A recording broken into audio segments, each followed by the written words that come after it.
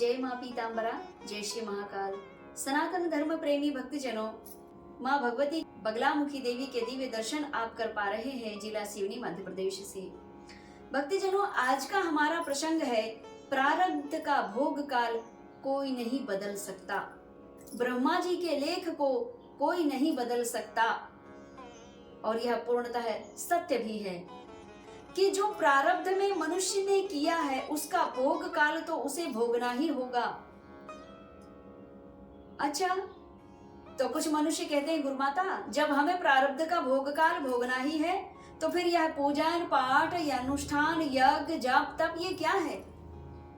ऐसे भक्तों से कहना चाहती हूँ, भक्तजनों, प्रारब्ध का भोग काल जो ब्रह्मा जी ने लेख आपके पिछले कर्मों के अनुसार जो ब्रह्मा जी ने आपके लेख लिख दिया है जीवन में, तो वह तो आपको भोगना ही है।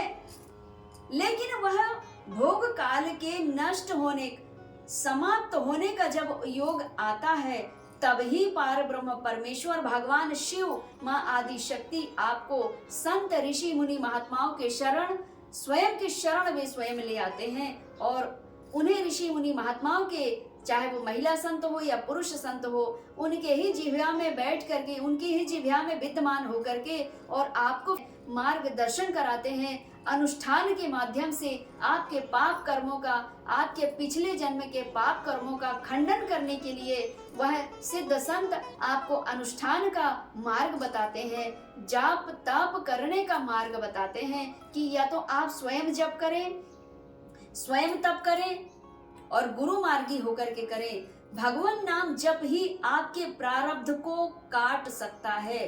साधक स्वयं सदगुरु मार्गी होकर के गुरु के बताए मार्ग पर चल करके और भगवान नाम जप करता है, माँ बगलामुखी देवी का जप करते हैं, भगवान महाकाल का जप करते हैं, तो भगवान भोलेनाथ और माँ भगवती ब्रह्म शक्ति महाविद्या बगलामुखी देवी ही आपके प्रारब्ध का भोग काल को नष्ट कर देती हैं। क्यों?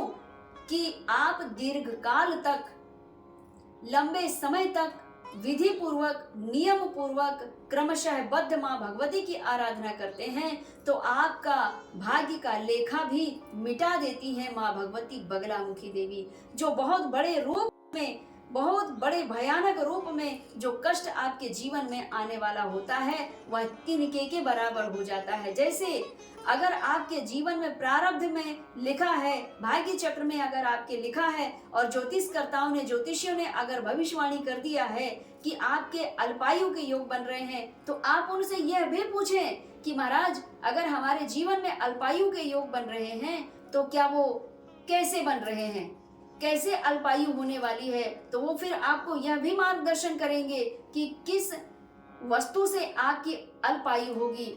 जैसे कि लोहे से कोई वार कर देगा या एक्सीडेंट हो जाएगा या फांसी लगाएगा, जहर खाएगा, क्या करेगा, कैसे अल्पायु होगी? अगर कोई ज्योतिषी आपको बता रहा है कि इसकी अल्पायु है तो अल्पायु को पूर्णायु में परिवर्तित करने के लिए हम लोग आपको भक्ति मार्ग बताते हैं, बाबा महाकाल की आराधना करने का मार्ग बताते हैं। क्यों?